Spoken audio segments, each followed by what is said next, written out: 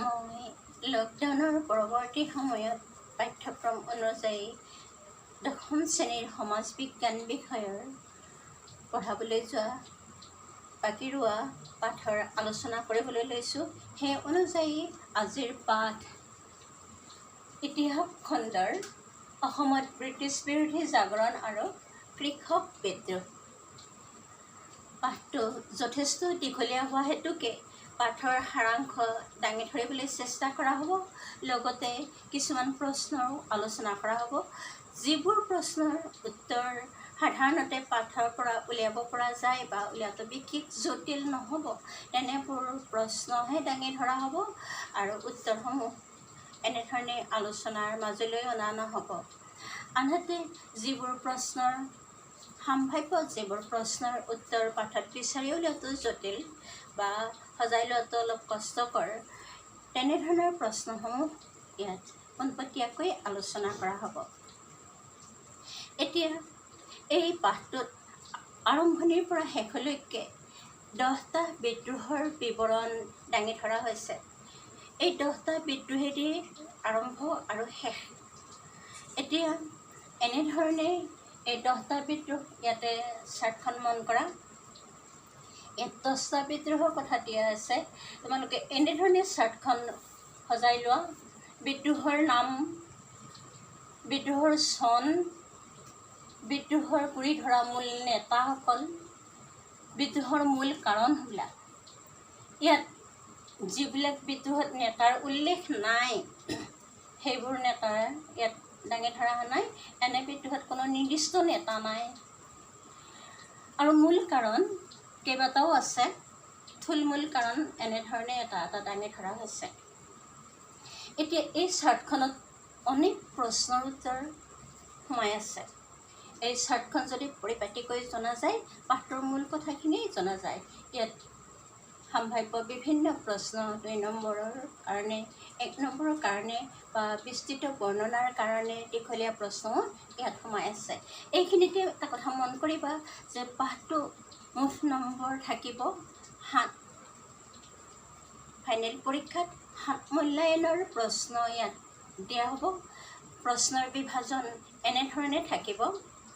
Number বিভাজন 1+3+3 নাইবা 1+2+4, অৰ্থাৎ এটা 1 নম্বৰীয়া প্ৰশ্ন আৰু দুটা 3 নম্বৰীয়া প্ৰশ্ন, নাইবা এটা 1 নম্বৰীয়া প্ৰশ্ন, এটা 2 নম্বৰীয়া প্ৰশ্ন আৰু এটা 4 নম্বৰীয়া প্ৰশ্ন।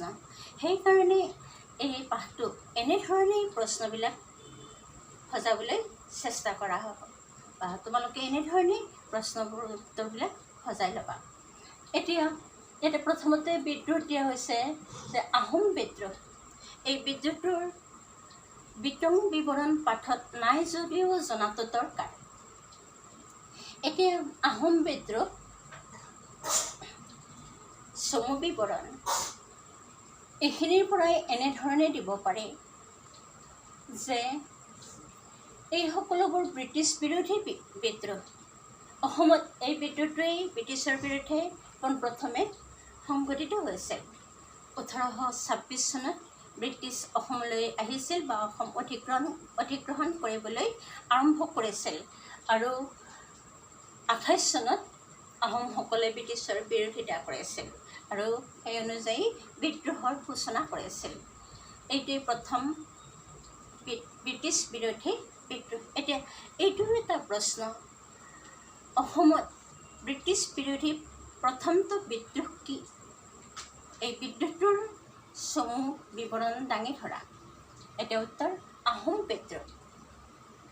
এতিয়া এনেধৰণেই উত্তৰটো 1828 চনত আহোমসকলে ব্ৰিটিছৰ বিৰুদ্ধে এক বিদ্ৰোহৰ সূচনা কৰিছিল।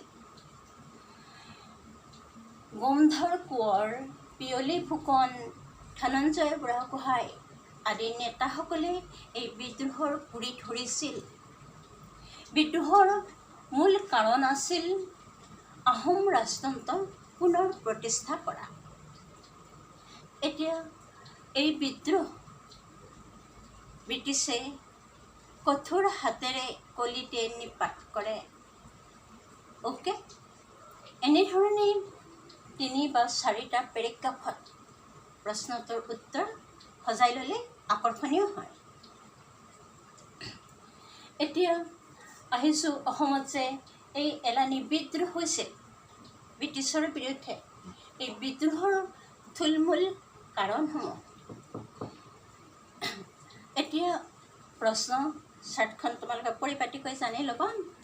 এতিয়া তাৰ আগত চাৰ্টখন সম্পৰ্কত আৰু অলপমান কৈ দিছোঁ যে আহোম বিদ্ৰোহ, তাৰপিছত 1857 চনৰ মণিৰাম দেৱানৰ বিদ্ৰোহ, তাৰপিছত কৃষক বিদ্ৰোহ আৰম্ভ হৈছে 1861 চনত ফুলগুৰিৰ বিদ্ৰোহ, তাৰপিছত এই কৃষক বিদ্ৰোহ, নামনি অসমৰ বিদ্ৰোহ, 3টা নামনি অসমৰ বিদ্ৰোহ, হয়নে? এতিয়া কৃষক বিদ্ৰোহ 4টা, ফুলগুৰিৰ বিদ্ৰোহ, ৰঙিয়াৰ কৃষক বিদ্ৰোহ, উত্তৰ কামৰূপৰ কৃষক বিদ্ৰোহ, পথৰুঘাটৰ কৃষক বিদ্ৰোহ। আৰু নামনি অসমৰ এই 4টা, ৰঙিয়া, উত্তৰ কামৰূপ আৰু পথৰুঘাটৰ কৃষক বিদ্ৰোহ। সামৰণিত আন 4টা বিদ্ৰোহৰ বিৱৰণ দাঙি ধৰা হৈছে জনজাতীয় বিদ্ৰোহ। জনজাতিসকলৰ মাজত ব্ৰিটিছৰ বিৰুদ্ধে সংঘটিত হোৱা এই বিদ্ৰোহলানি হৈছে জয়ন্তীয়া বিদ্ৰোহ, উত্তৰ কাছাৰৰ বিদ্ৰোহ, নগাসকলৰ বিদ্ৰোহ আৰু মণিপুৰী বিদ্ৰোহ। এইকেইটাক কোৱা হৈছে জনজাতীয় বিদ্ৰোহ। এতিয়া চাৰ্টখনৰ মন কৰিবা। অ'কে, এতিয়া আহিছোঁ অসমত ব্ৰিটিছ বিৰোধী বিদ্ৰোহৰ মূল কাৰণসমূহ। অসমত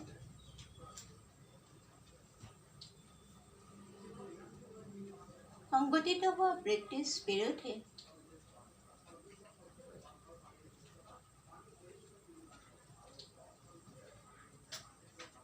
বিদ্ৰোহৰ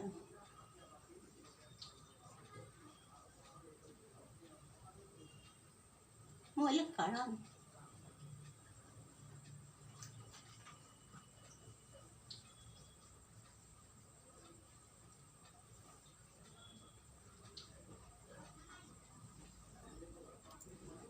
তিনি বা 4 নম্বৰ এনেধৰণে থাকিব পাৰে।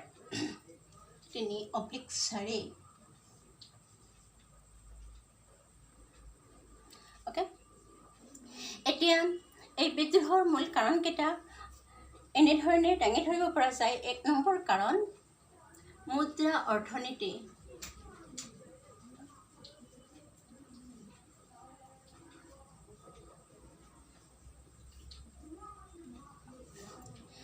এতিয়া মুদ্ৰাৰ মাধ্যমত কৃষকসকলে কৰকাতল দিব লগা হোৱাত কোনোদিন মুদ্ৰাৰ লগত জড়িত নোহোৱা এইসকল লোক জুৰুলা হৈ পৰিছিল। সেয়েহে ব্ৰিটিছৰ বিৰুদ্ধে এওঁলোক ক্ষোভিত হৈ পৰিছিল। দ্বিতীয়তে, কুটীৰ শিল্পৰ অৱসান। কুটীৰ শিল্পৰ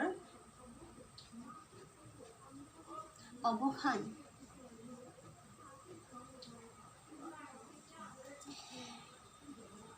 ব্ৰিটিছে অসমত প্ৰৱেশ কৰাৰ লগে লগে বাণিজ্যৰো মেলা মেলে। সেয়েহে ন উদ্যোগত উৎপাদিত ৰংচঙীয়া বস্তু সহজ দামত জনসাধাৰণৰ মাজত উলিয়াই দিয়া যিসকল লোকে কুটীৰ শিল্পৰ দ্বাৰা পেট প্ৰৱৰ্তন কৰিছিল, সেইসকলৰ কঁকাল ভাঙিল বা ভাত মৰিল, উপাৰ্জনৰ বাট মৰিল। আন এটা প্ৰশ্ন হৈছে আহোম পইণ্ট। তৃতীয়তে, আহোম ডাঙৰীয়াসকলৰ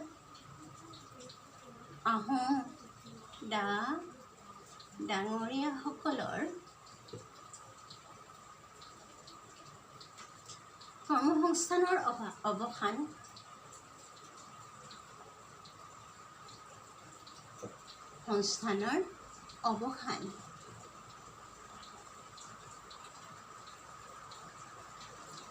এতিয়া আহোম ডাঙৰীয়াসকল ব্ৰিটিছ অহাৰ আগতে, ইংৰাজ অসমত প্ৰৱেশ কৰাৰ আগতে আহোমসকলে বিভিন্ন বিষয় বাবৰে নদন বদন চাকৰ নাকৰ ওপৰত ভৰি নচুৱাই অভিজাত শ্ৰেণী হিচাপে পৰিগণিত হৈছিল। ব্ৰিটিছ অসমত প্ৰৱেশ কৰাৰ পিছতেই তেওঁলোকৰ বিষয়বাববিলাকৰ অৱসান ঘটে এনেধৰণে যে ব্ৰিটিছে যিসকলে লিখা পঢ়া জানে সেইসকলকহে সংস্থান দিছিল, হিচাপ নিকাচ লিখা পঢ়া কৰিব পাৰে এনেধৰণৰ ব্যক্তিসকলক তহচিলদাৰ বা এনেধৰণৰ বিষয়বাববিলাক দিছিল। সেয়েহে আহোম ডাঙৰীয়াসকলে এনে বাক্যৰ অধিকাৰী হ'ব পৰা নাছিল। সেয়েহে তেওঁলোকে সংস্থান হেৰুৱাই ব্ৰিটিছৰ পৰা ক্ষোভিত হৈ পৰিছিল। আন এটা পইণ্ট, দুৰ্ভিক্ষ মহামাৰী স্বত্তেও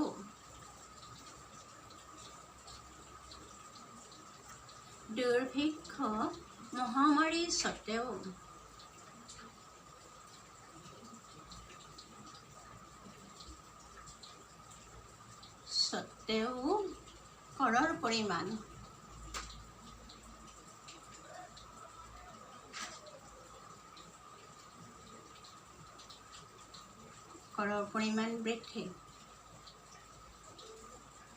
বা কৰৰ পৰা ৰেহাই পোৱা নাছিল। অসমত সেই সময়ত কেইবাটাও দুৰ্ভিক্ষ আৰু মহামাৰী হৈছিল। তথাপিতো কোনো পৰিয়াল কৰৰ পৰা ৰেহাই পোৱা নাছিল, নাইবা কৰ দিনে দিনে বছৰ বছৰ ধৰি কৰৰ পৰিমাণ বৃদ্ধি কৰিয়ে গৈ আছিল। আন এটা পইণ্ট হ'ল দাস প্ৰথাৰ অৱসান। দাস প্ৰথাৰ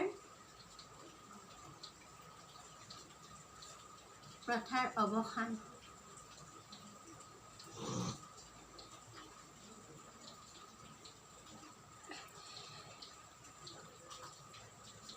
ব্ৰিটিছে অসমত প্ৰৱেশ কৰাৰ আগতে যিসকল অভিজাত লোক সেইসকলে লগুৱা লিকচৌ বান্দি পেটীৰ ওপৰত ভৰি নোচোৱাই জীৱন নিৰ্বাহ কৰিছিল।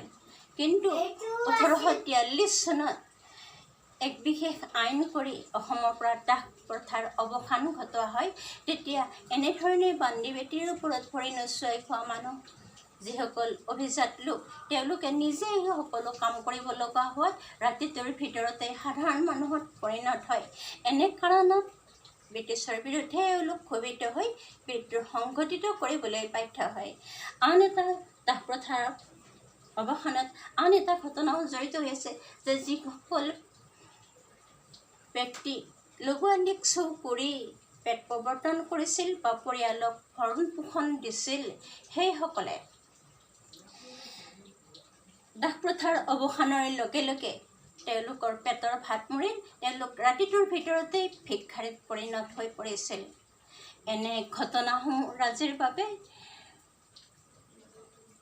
ব্ৰিটিছৰ বিৰুদ্ধে পৰৱৰ্তী সময়ত এলানি বিদ্ৰোহ সংঘটিত হৈছিল। অ'কে, এতিয়া আহিছোঁ মুদ্ৰা অৰ্থনীতি সম্পৰ্কে। এতিয়া মুদ্ৰা অৰ্থনীতি কি বা মুদ্ৰা অৰ্থনীতি সম্পৰ্কে লিখা ব্ৰিটিছে প্ৰৱৰ্তন কৰা মুদ্ৰা অৰ্থনীতি সম্পৰ্কে চমুকৈ এতিয়া প্ৰশ্নটো লিখি দিয়া নাই।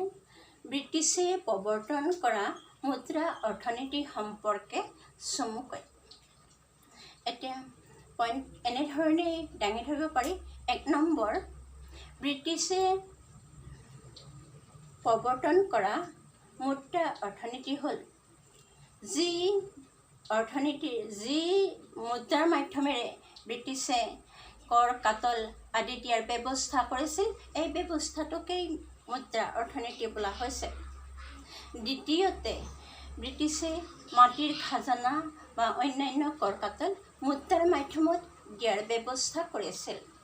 তৃতীয়তে, কোনোদিন মুদ্ৰাৰ লগত জড়িত নথকা সাধাৰণ মানুহে সুদখোৰ কেয়া মহাজনৰ পৰা, কেয়া মানে সুতীয়াকৈ টকা দিয়া মাৰোৱাৰী মহাজনসকলক কেয়া বোলা হৈছিল।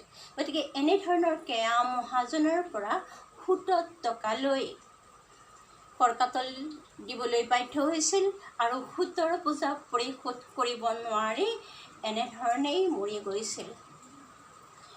এনেধৰণে প্ৰশ্নটো সজাব পৰা যায়।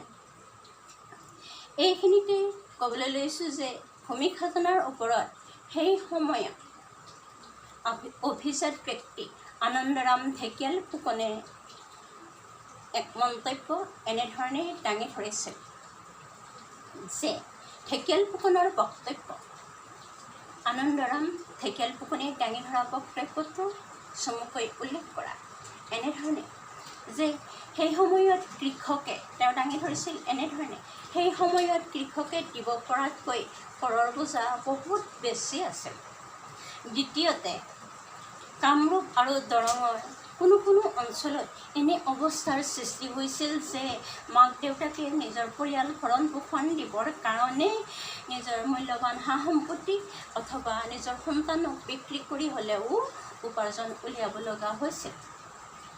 তৃতীয়তে সেই সময়ত মানে 1839, 1847 আৰু 1852 চনত তিনিটা মহামাৰীয়ে ভালেমান গাঁও উচ্ছন্ন কৰিছিল আৰু তথাপিতো কৰৰ বোজা চৰকাৰে কমাই দিয়া নাছিল। গতিকে ঢেকীয়াল ফুকনে এনেধৰণে তেওঁৰ আৰ্জি পেজ বা আবেদনখনত দাঙি ধৰিছে।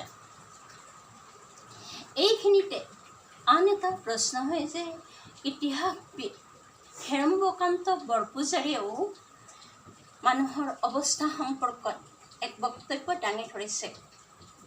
এতিয়া এইটো এটা প্ৰশ্ন। তেওঁ এনেধৰণে উল্লেখ কৰিছিল যে 1857 চনৰ সময়ছোৱাত ব্ৰাহ্মণ পুৰোহিতসকলেও ইংৰাজ শাসনৰ বিৰোধিতা কৰিছিল।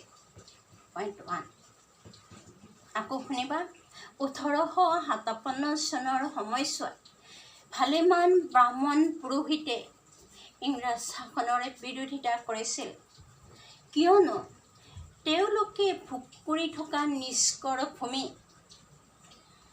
চৰকাৰে এই ভূমিৰ ওপৰত কৰ বহুৱাইছিল। নিষ্কৰ ভূমি মানে খাজনাবিহীন ভূমি, এই ভূমিৰ ওপৰত কৰ বহুৱাইছিল। তৃতীয়তে অতিৰিক্ত ভূমিখিনিও চৰকাৰে কাঢ়ি নিছিল। এই তিনিটা পইণ্ট। এতিয়া অসমত সংঘটিত দ্বিতীয়টো ব্ৰিটিছ বিৰোধী বিদ্ৰোহ, এটা প্ৰথমটো হৈছে আহোম বিদ্ৰোহ আৰু দ্বিতীয়টো হৈছে ব্ৰিটিছ বিৰোধী বিদ্ৰোহ, মণিৰাম দেৱানৰ বিদ্ৰোহ। এতিয়া প্ৰশ্ন যে এই বিদ্ৰোহৰ কাৰণ অসমত সংঘটিত দ্বিতীয়টো ব্ৰিটিছ বিৰোধী বিদ্ৰোহ 1857 চনৰ বিদ্ৰোহ বা মণিৰাম দেৱানৰ বিদ্ৰোহ। এতিয়া এই বিদ্ৰোহৰ কাৰণসমূহ প্ৰশ্নটো দাঙি ধৰিছোঁ। 1857 চনৰ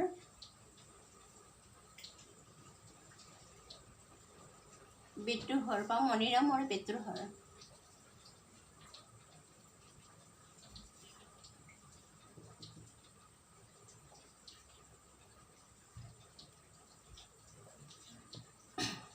এই বিদ্ৰোহৰ কাৰণ 1 নম্বৰ মণিৰাম দেৱানৰ হিত আভিজাত্য উদ্ধাৰ।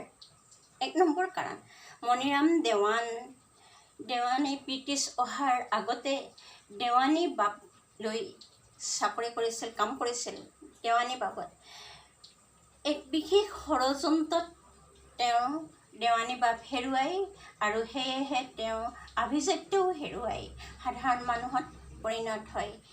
সেইকাৰণে তেওঁ হিত আভিজাত্য উদ্ধাৰ মানে হেৰাই যোৱা আভিজাত্য উদ্ধাৰৰ কাৰণে ব্ৰিটিছৰ বিৰুদ্ধে বিদ্ৰোহৰ সূচনা কৰিবলৈ আঁচনি প্ৰস্তুত কৰিছিল।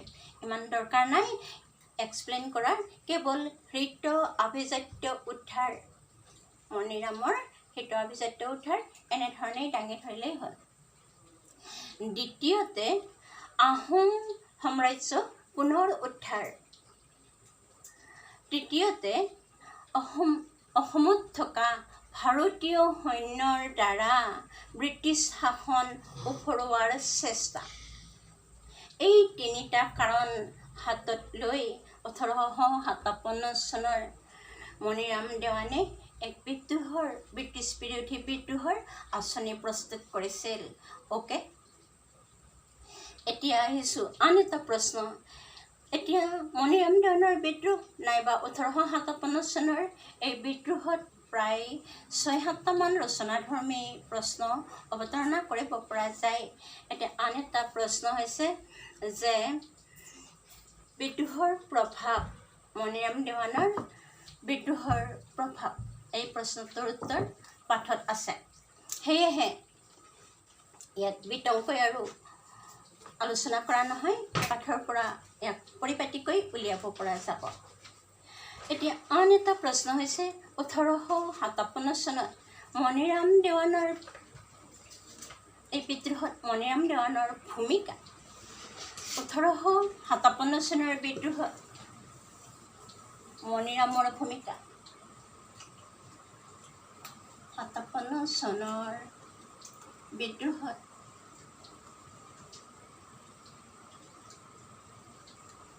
মণিৰাম দেৱানৰ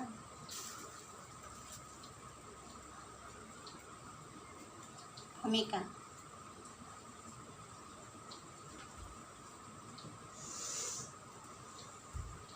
চাৰি থাকিব, এই প্ৰশ্নটো সাধাৰণতে ৪ থাকিব লাগে, ভুলক্ৰমে ৫ও থাকিব পাৰে, কিন্তু এনেই প্ৰশ্নটো পাঠ্যক্ৰম অনুযায়ী ইয়াত ৰচনাধৰ্মী প্ৰশ্ন ৪ নম্বৰেই হ'ব লাগে। এতিয়া মণিৰাম দেৱানৰ ভূমিকা এই বিদ্ৰোহটো, ইয়াৰ মূল নেতা, এই বিদ্ৰোহৰ মূল নেতা মণিৰাম দেৱানেই আছিল। মণিৰাম দেৱানে ব্ৰিটিছৰ শাসন উফৰাবৰ বাবে বা ব্ৰিটিছক অসমৰ পৰা আঁতৰাই পুনৰ আহোম সাম্ৰাজ্য প্ৰতিষ্ঠাৰ অৰ্থে এখন আবেদন লৈ কলিকতালৈ গৈছিল, আৰু সেই আবেদন বা আৰ্জি পেচ বুলি কৈছে, আৰ্জি পেচ তেওঁ কলিকতাত দাখিল কৰিছিল। কিন্তু তেওঁৰ আবেদনৰ কোনো কথা চৰকাৰে কাণসাৰ দিয়া নাছিল। এই কথাখিনি এই প্ৰশ্নটোৰ উত্তৰলৈ অনাৰ প্ৰয়োজন নাই। এতিয়া প্ৰশ্নটোৰ উত্তৰ এনেধৰণেই সজাব পৰা যায়। এয়া কেইটামান দফা মই এনেধৰণে দাঙি ধৰিছোঁ। ১ নম্বৰ, মণিৰাম দেৱান কলিকতালৈ গৈ ভাৰতব্যাপী হোৱা চিপাহী বিদ্ৰোহৰ বুজ ল'বলৈ সক্ষম হৈছিল। দ্বিতীয়তে, তেওঁ অসমতো এনে এটা বিদ্ৰোহৰ জৰিয়তে ব্ৰিটিছৰ শাসন আঁতৰোৱাৰ আঁচনি প্ৰস্তুত কৰিছিল। তৃতীয়তে, আঁচনি মতে তেওঁ কলিকতাৰ পৰাই আহোম ৰাজকোঁৱৰ কন্দৰ্পেশ্বৰ সিংহলৈ বাৰ্তা প্ৰেৰণ কৰিছিল। চতুৰ্থতে, ইংৰাজ চৰকাৰে এই সকলো কথা গম পাই কলিকতাৰ পৰা আহি থকা অৱস্থাতে ব্ৰিটিছ বিৰোধী পত্ৰৰ সৈতে তেওঁক গ্ৰেপ্তাৰ কৰে আৰু বিচাৰৰ অন্তত তেওঁক ফাঁচীকাঠত ওলমায়। পঞ্চমতে, অৱশ্যে মণিৰামৰ বিদ্ৰোহ সফল নহ'ল যদিও এই বিদ্ৰোহত মণিৰামৰ ভূমিকা অতুলনীয়, কিয়নো এই বিদ্ৰোহৰ ফলত পৰৱৰ্তী সময়ত অসমত সংঘটিত হোৱা বিদ্ৰোহৰ নেতাসকলে তেওঁৰ পৰা অনুপ্ৰেৰণা লাভ কৰিবলৈ সক্ষম হয়। এতিয়া এইখিনি কথা প্ৰায় ৮-৯টামান বাক্য এনেধৰণে দাঙি ধৰিলেই প্ৰশ্নটো সুন্দৰভাৱে সজা হ'ব।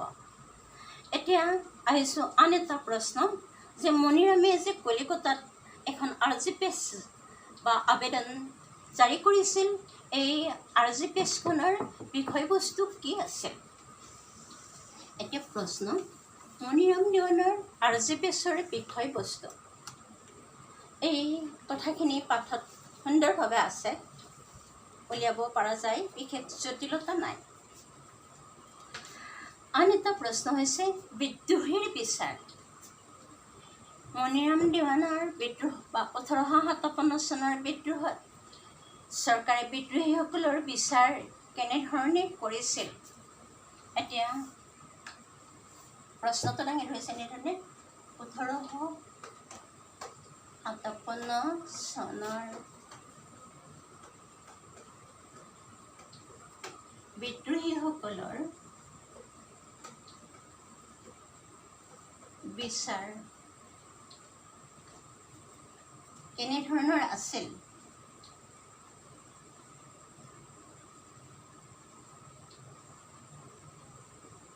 বিভিন্ন ধৰণে প্ৰশ্নটো দাঙি ধৰিব পাৰি।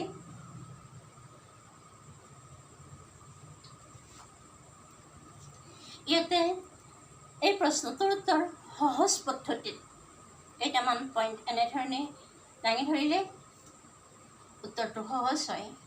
1 নম্বৰ ফাঁচি, দ্বিতীয়তে যাৱজ্জীৱন কাৰাদণ্ড,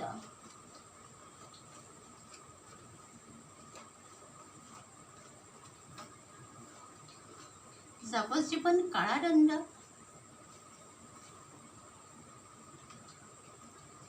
তৃতীয়তে সম্পত্তি বাজেয়াপ্ত,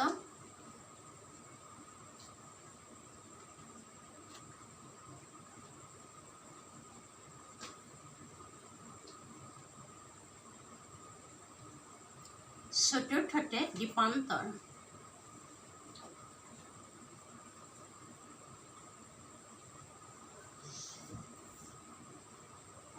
বিদ্ৰোহীসকলক এইকেইটা বিচাৰৰ অন্তৰত এইকেইটা ব্যৱস্থা কৰা হৈছিল। গতিকে বিদ্ৰোহীৰ বিচাৰ এনেধৰণে কৰা হৈছিল। মণিৰাম দেৱান আৰু তেওঁৰ সংগী পিয়ালী বৰুৱাক ফাঁচীকাঠত ওলমোৱা হৈছিল। যাৱজ্জীৱন কাৰাদণ্ড কাক কাক দিয়া হৈছিল, সম্পত্তি বাজেয়াপ্ত কাক কাক কৰা হৈছিল আৰু দ্বীপান্তৰ কাক কাক কৰা হৈছিল। এই কথাখিনি দাঙি ধৰিলেই প্ৰশ্নটোৰ উত্তৰ হয়। গতিকে এই কথাকেইটা মনত থাকিলে ইয়াৰ পৰা বিভিন্ন প্ৰশ্ন দ্বীপান্তৰ কৰা কাক কাক হৈছিল বা হৰমুদ আলীক কেনেধৰণে বিচাৰ কৰা হৈছিল, এনেধৰণে সুকীয়া সুকীয়া প্ৰশ্নও হ'ব পাৰে। এতিয়া আহিছোঁ, এই বিদ্ৰোহ সফল হৈছিল নে? মণিৰাম দেৱানে বিদ্ৰোহ কৰিবলৈ নাপালে, বিদ্ৰোহ বিফল হৈছিল। গতিকে এই বিদ্ৰোহৰ বিফলতাৰ কাৰণসমূহ 1857 চনৰ বিদ্ৰোহৰ বিফলতাৰ মূল কাৰণসমূহ পাঠত আছে, মাত্ৰ অলপ চমু কৰিব পাৰিলেই উত্তৰটো হৈ যাব। এইটো বিতং আলোচনা কৰা নহয়। এতিয়া 1857 চনৰ এই বিদ্ৰোহৰ অন্তত অসমত আন এলানি কৃষক বিদ্ৰোহ সংঘটিত হয়। এতিয়া দ্বিতীয়টো বিদ্ৰোহ সামৰণি পৰিছে। এতিয়া অসমত আন এলানি কৃষক বিদ্ৰোহ। এতিয়া পূৰ্বতে মই চাৰ্টখনত দাঙি ধৰিছিলোঁ 4টা কৃষক বিদ্ৰোহ ব্ৰিটিছৰ বিৰুদ্ধে সংঘটিত হৈছিল। ইয়াৰ ভিতৰত ফুলকুৰি কৃষক বিদ্ৰোহ, ৰঙিয়াৰ বিদ্ৰোহ, উত্তৰ কামৰূপৰ বিদ্ৰোহ আৰু পথৰুঘাটৰ কৃষক বিদ্ৰোহ, এই 4টা। এতিয়া প্ৰতিটো বিদ্ৰোহৰ লিখাৰ ষ্টাইল, বৰ্ণনা লিখাৰ বা বৰ্ণনা দাঙি ধৰাৰ ষ্টাইল একেটাই। সেয়েহে মই আটাইকেইটা বিদ্ৰোহৰ বৰ্ণনা উল্লেখ নকৰি কেৱল এটা বিদ্ৰোহৰ বৰ্ণনা দাঙি ধৰিছোঁ। ইয়াৰ ভিতৰত ফুলগুৰি বিদ্ৰোহ, পাঠত ফুলগুৰিত ধাৱা বা ফুলগুৰিৰ বিদ্ৰোহ, এই বিদ্ৰোহটোৰ বিষয়ে চমু বিৱৰণ এনেধৰণে দাঙি ধৰিব পৰা যায়। ফুলগুৰিৰ বিদ্ৰোহ, ফুলগুৰিৰ কৃষক বিদ্ৰোহ।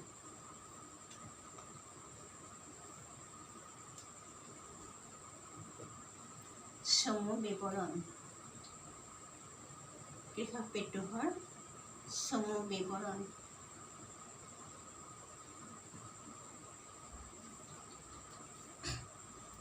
এতিয়া এই বিদ্ৰোহ এনেধৰণে পইণ্টকেইটা সজাব পাৰি যে প্ৰথমতে সংজ্ঞা, 1 নম্বৰতে সংজ্ঞাটো এনেধৰণে দাঙি ধৰিব পৰা যায় যে 1861 চনত নগাঁও জিলাৰ ফুলগুৰিৰ কৃষকসকলে ব্ৰিটিছৰ বিৰুদ্ধে সংঘটিত কৰা বিদ্ৰোহটোকেই ফুলগুৰি বিদ্ৰোহ নামে জনা যায়। এনেধৰণে সংজ্ঞাটো দিব পৰা যায়। এতিয়া পইণ্টকেইটা বাৰু মই লিখি দিছোঁ। 1 নম্বৰ সংজ্ঞা, দ্বিতীয়তে কাৰণ, তৃতীয়তে সাধাৰণ বিৱৰণ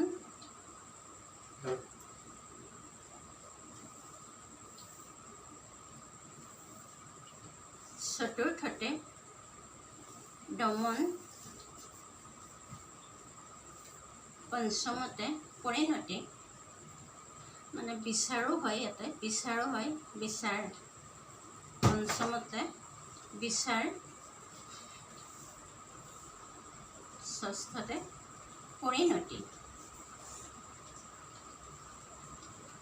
এই পইণ্টকেইটা এতিয়া সংজ্ঞাটো তেনেধৰণে দিব পৰা যায় চনৰ সৈতে কোন পথৰুঘাটৰ বিদ্ৰোহ বা ফুলগুৰিৰ বিদ্ৰোহ সংজ্ঞাটো এই বিদ্ৰোহ হিচাপে জনা যায় এই ধৰণেই দিব পৰা যায় কাৰণ এই বিদ্ৰোহৰ কাৰণ এতিয়া ফুলগুৰি বিদ্ৰোহ ইয়াত দুটা কাৰণ দাঙি ধৰিছে এটা হৈছে যে আফু খেতিৰ ওপৰত নিষেধাজ্ঞ আৰু আনটো হৈছে পাণ তামোলৰ ওপৰত কৰ এই দুটা কাৰণ বিদ্ৰোহৰ কাৰণ হিচাপে দাঙি ধৰা আছে সাধাৰণ বিৱৰণ এতিয়া সাধাৰণ বিৱৰণৰ ভিতৰত বিদ্ৰোহটো কেনেধৰণে আৰম্ভ হৈছিল এই বিদ্ৰোহটো বা বিদ্ৰোহৰ মাজত চলি থকা ঘটনাখিনিৰ থুলমূল কথা এইখিনি দাঙি ধৰিলেই বিদ্ৰোহটোৰ সাধাৰণ বিৱৰণ হয় এতিয়া এই বিদ্ৰোহটোৰ সাধাৰণ বিৱৰণ এনেধৰণে দিব পৰা যায় যে ফুলগুৰিৰ কৃষকসকলে ব্ৰিটিছৰ বিৰুদ্ধে 1861 চনৰ নৱেম্বৰ মাহত 5 দিনীয়াকৈ এক ৰাইজ মেল আয়োজন কৰিছিল আৰু উত্তেজিত মিলুৱৈসকলক দমন কৰিবৰ কাৰণে ব্ৰিটিছ চৰকাৰে পুলিচ বাহিনী নিয়োগ কৰিছিল দুয়ো পক্ষৰ মাজত হোৱা সংঘৰ্ষত এগৰাকী ব্ৰিটিছ বিষয়াৰ মৃত্যু হৈছিল কঠোৰ হাতেৰে চৰকাৰে বিদ্ৰোহীসকলক দমন কৰিবলৈ সক্ষম হয় এইখিনি সাধাৰণ বিৱৰণ এতিয়া আহিছে দমনটো ইয়াৰ ভিতৰত সোমাই গ'ল এতিয়া আহিছে বিচাৰ বিদ্ৰোহীৰ বিচাৰ হিচাপে ইয়াত কেইবাগৰাকী বিদ্ৰোহীক ফাঁচি দিয়া হয় আৰু কেইবাগৰাকীকো কাৰাদণ্ডৰে দণ্ডিত কৰা হয় পৰিণতি এই বিদ্ৰোহৰ পৰিণতি হিচাপে ক'ব পৰা যায় যে বিদ্ৰোহ কিছু পৰিমাণে সফল হৈছিল কিয়নো চৰকাৰে পাণ তামোলৰ ওপৰত জাৰি কৰা কৰ আৰু কোনো দিন আদায় কৰা নাছিল আনহাতে এই বিদ্ৰোহৰ পৰাই পৰৱৰ্তী বিদ্ৰোহৰ নেতাসকলে অনুপ্ৰেৰণা লাভ কৰিবলৈ সক্ষম হৈছিল অ'কে এতিয়া আহিছোঁ আনকেইটা বিদ্ৰোহ সম্পৰ্কে এতিয়া ৰঙিয়াৰ ৰাইজমেল বা ৰঙিয়াৰ বিদ্ৰোহ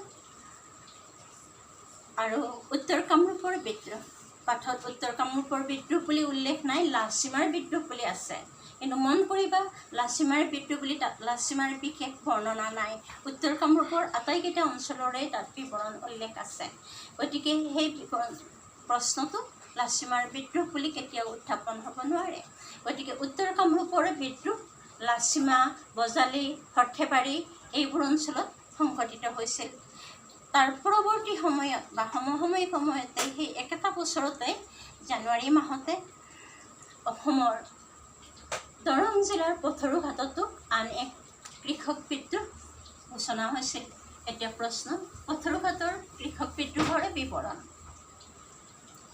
এতিয়া ইয়াত যিকেইটা পইণ্ট দাঙি ধৰিছিলোঁ সংজ্ঞা কাৰণ সাধাৰণ বিৱৰণ একেটা ষ্টাইলতে এই প্ৰশ্নটোৰো উত্তৰ দাঙি ধৰিব পৰা যায় এতিয়া পথৰুঘাটৰ কৃষক বিদ্ৰোহৰ মূল সংজ্ঞাটো এনেধৰণে দাঙি ধৰিব পৰা যায় মন কৰিবা 1894 চনৰ জানুৱাৰী মাহত দৰং জিলাৰ কালাইগাঁও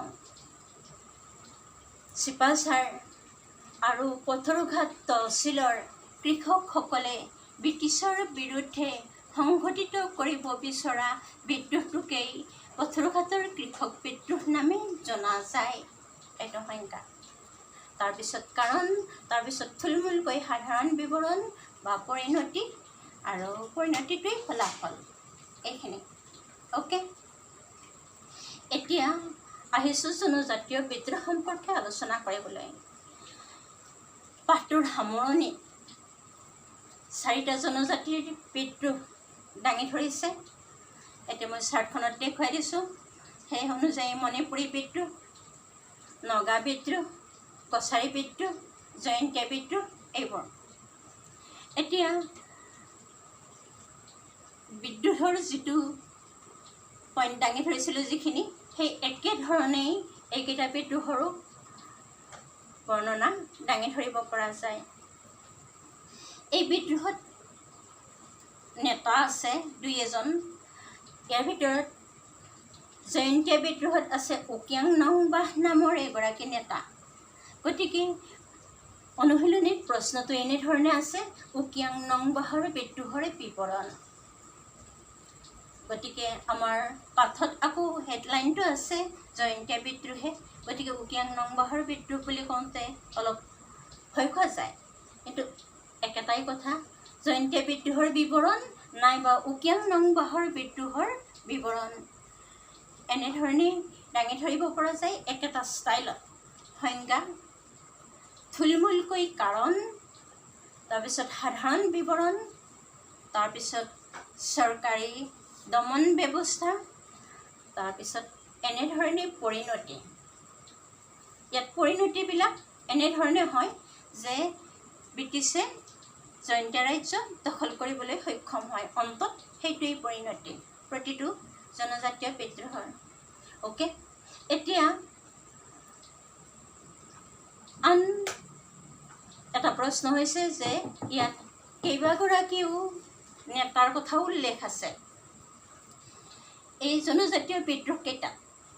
এই নেতাসকলৰ ভিতৰত জয়ন্তীয়া বিদ্ৰোহৰ উকিয়াং নংবাহ, কছাৰী বিদ্ৰোহৰ সম্বোধন কছাৰী, তাৰপিছত মণিপুৰী বিদ্ৰোহৰ টিকেন্দ্ৰজিৎ, এনেধৰণে। এতিয়া এই প্ৰতিজনৰে চমু বিৱৰণ জনাটো প্ৰয়োজন, কিন্তু বিৱৰণ কেৱল 3 বা 3 মূল্যায়নৰ কাৰণেহে উল্লেখ থাকিব, বা প্ৰশ্নটো তেনেধৰণেহে থাকিব। চমু টোকা বা চমু বিৱৰণ, সম্বোধন কছাৰীৰ বিষয়ে চমু বিৱৰণ লিখা বা সম্বোধন কছাৰীৰ বিষয়ে লিখা, এনেধৰণে প্ৰশ্ন থাকিব। গতিকে মই আটাইকেইজন বিদ্ৰোহীৰ তেনেকৈ বিৱৰণ দাঙি ধৰা নাই, কেৱল টিকেন্দ্ৰজিতৰ বিষয়ে দাঙি ধৰিছোঁ। টিকেন্দ্ৰজিত, টিকেন্দ্ৰজিতৰ চমু বিৱৰণ। টিকেন্দ্ৰজিতৰ বিষয়ে চমুকৈ লিখা, টিকেন্দ্ৰজিতৰ বিষয়ে চমু বিষয়।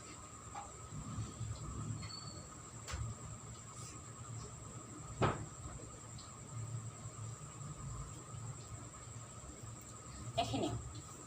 এতিয়া লিখাৰ ষ্টাইল প্ৰতিজনৰে একেটাই হ'ব। এতিয়া টিকেন্দ্ৰজিতৰ বিষয়ে এনেধৰণে 3 মূল্যায়নৰ কাৰণে এইখিনি কথা দাঙি ধৰিব পৰা যায়। প্ৰথম পেৰেগ্ৰাফ, টিকেন্দ্ৰজিৎ আছিল ব্ৰিটিছ বিৰোধী বিদ্ৰোহৰ স্বাধীন চেতিয়া মণিপুৰী নেতা। দ্বিতীয় পেৰেগ্ৰাফ, ইপিনে সিংহাসনক লৈ সেই সময়ত মণিপুৰত গৃহকন্দলৰ সূচনা হোৱাত মণিপুৰ ৰাজ্য ব্ৰিটিছে হস্তক্ষেপ কৰিছিল। তৃতীয়তে, ইয়াৰ পৰৱৰ্তী সময়ত তলে তলে ব্ৰিটিছৰ বিৰুদ্ধে বিদ্ৰোহ চলাই থকা নেতা টিকেন্দ্ৰজিতক বন্দী কৰিবলৈ প্ৰশাসনে চেষ্টা চলাইছিল। চতুৰ্থ পেৰেগ্ৰাফ, ঘটনাক্ৰমে টিকেন্দ্ৰজিতক জীৱন্তে ধৰি ব্ৰিটিছ প্ৰশাসনে ফাঁচি দিবলৈ ফাঁচীকাঠত ওলমাই আৰু তেওঁলোকৰ প্ৰশাসন নিষ্কণ্টক হয়। এই 4টা বাক্যত এনেধৰণে প্ৰশ্নটোৰ উত্তৰ দাঙি ধৰিলেই সুন্দৰ হয়। গতিকে বাকীকেইটাৰ বিৱৰণো এনেধৰণে 3টা বা 4টা বাক্যত 4টা দফা আকাৰে দাঙি ধৰিলেই প্ৰশ্নটোৰ সুন্দৰভাৱে শুৱলা হ'ব। এতিয়া পাঠটোৰ সাৰাংশ তথা প্ৰশ্নোত্তৰ সামৰিছোঁ। তোমালোকে পাঠটো পৰিপাটিকৈ পঢ়িবা, গোটেই কথাখিনি পুনৰ জুকিয়াই চাবা, প্ৰশ্নোত্তৰবিলাক পৰিপাটিকৈ সজাই ল'বা। নিশ্চয় তোমালোক লাভৱান হ'বা। ধন্যবাদ।